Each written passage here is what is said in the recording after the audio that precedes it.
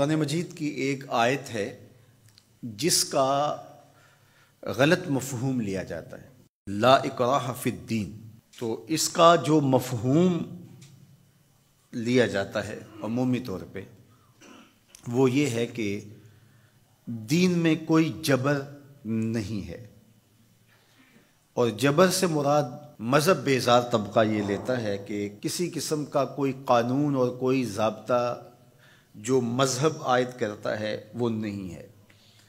تو یہ مولویوں کی پیدا کردہ سختی ہے اور انہوں نے دین کو مشکل بنا دیا ہے، اور حدود و تعزیرات، قوانین، ضوابط، چور کا ہاتھ کاٹو، زانی کو سنگسار کرو، کوڑے مارو حد قذف میں، اور مختلف اوقات کے اندر مختلف عبادتوں کا لزوم۔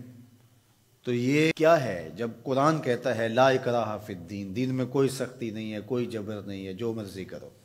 تو یہ اس کا مفہوم نکالا۔ اور ایک طبقہ ایسا ہے کہ جو دین کو اس طرح پیش کرتا ہے اور اس طرح سے دین کو لوگوں کے سامنے رکھتا ہے کہ جس طرح دین پر عمل کرنا کوئی آسان کام نہیں ہے، اور اس کو وہ مشکل اتنا بنا دیتا ہے کہ لوگ گھبرا جاتے ہیں کہ ہم تو پھر دین پہ نہیں چل پائیں گے، چند لوگ ہی دین پہ چل سکتے ہیں، جبکہ یہ دونوں چیزیں افراط و تفریط سے تعلق رکھتی ہیں۔ تو آیت کریمہ کا صحیح مفہوم یہ ہے، لا اکراہ فی الدین کا مطلب یہ ہے کہ دین قبول کروانے میں کسی پر سختی نہیں کی جائے گی کہ تو ضرور مسلمان ہو، یہ اس کا مفہوم ہے۔ اب کوئی دین قبول کر چکا ہے اور پھر احکام شریعہ اس کے اوپر نافذ ہوں گے تو یہ تو ہوں گے، تو اس پر یہ نہیں ہے کہ اب اس پر سختی نہیں کی جائے گی۔ جو اس جامعہ میں، اس درس گاہ میں داخل نہیں ہوتا، پڑھنا نہیں چاہتا، تو ہم اس کو دھکے سے گھر سے اٹھا کر کے یہاں داخلہ نہیں دے سکتے۔ جس کی مرضی ہو آئے اور جس کی مرضی ہو نہ آئے، لیکن جو شخص یہاں آ کے داخل ہو گیا، پھر یہاں جو ہم نے ضوابط اور قوانین بنائے ہیں ان کا وہ پابند ہوگا، اس لیے کہ وہ اپنی مرضی سے آیا ہے اور اس نے یہاں آ کر کے داخلہ لیا ہے۔ تو اب وہ کہے کہ میں نہیں مانتا تو وہ باغی کہلائے گا۔ تو اسلام کے اندر کسی کو سختی سے داخل نہیں کیا جائے گا، ترغیب دی جائے گی۔ اور قرآن مجید کی اس آیت کریمہ کو اگر پورا پڑھیں تو سارا مفہوم واضح ہے۔ لا اکراہ فی الدین، دین لانے کے حوالے سے کوئی زبردستی نہیں ہے۔ قد تبین الرشد من الغی، ہدایت کا راستہ گمراہی سے ممتاز ہو کے واضح ہو چکا ہے۔ اب جس کا جی چاہے وہ ایمان لائے اور جس کا جی چاہے وہ کفر کرے، یہ اس کی مرضی ہے۔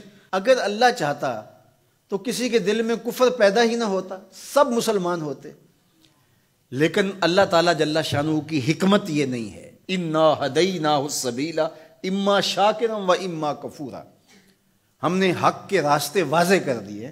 اب جس کی مرضی ہو وہ کفر کے راستے پہ چلے، جس کی مرضی ہو وہ اسلام کے راستے پہ چلے، اس کی اس مرضی کی وجہ سے ہی تو جزا و سزا ہے۔ اگر اس کی مرضی سلب کر لی جائے اور وہ ایمان لانے پہ مجبور ہو تو پھر اس کا یہ کمال کون سا ہوا؟ تو کمال تو یہی ہے کہ دونوں راستے ہیں اور دونوں راستے اسے دکھائی دے رہے ہیں، اور وہ اپنے اختیار سے خیر کا راستہ اختیار کرتا ہے تو جزا ملے گی، اور اپنے اختیار سے برائی کی راہ پہ چلتا ہے تو اس کو جو ہے وہ سزا ملے گی۔ لیکن اگر اس کا اختیار ہی نہیں ہے برائی کے راستے پہ چلنے کا تو پھر اس کو سزا کیوں دی جائے؟ تو یہ بات ذہن میں رکھیے گا، یہ اختیار پر جزا اور سزا ہے۔ تو آیت کریمہ کا مفہوم یہ بتاتا ہے کہ جو چاہے وہ حق پہ آئے، اس پہ مجبور نہیں کیا جائے گا۔ باقی احکام شریعہ پر عمل پیرا ہونا تو یہ ایک امر آخر ہے۔ تو یہ سراسر نفسانی خواہش ہے کہ اسلام ہمارے اوپر کوئی پابندی نہ لگائے، جس طرح ہم چاہیں اس طرح ہی چلیں اور ہماری زبان پہ کلمہ بھی جاری رہے۔ میں بھی ہوٹل میں پیو، چندہ بھی مسجد میں دو، شیطان بھی خوش رہے، خدا بھی ناراض نہ ہو، یہ کیسے ہو سکتا ہے؟ تو لا اکراہ فی الدین کا جو مفہوم لوگوں نے تراش لیا کہ اسلام کا کوئی ضابطہ قانون ہم قبول نہیں کریں گے، ہم خواہش اور مرضی کی زندگی بسر کریں گے، یہ سراسر دین کی منشا کے برعکس چیز ہے۔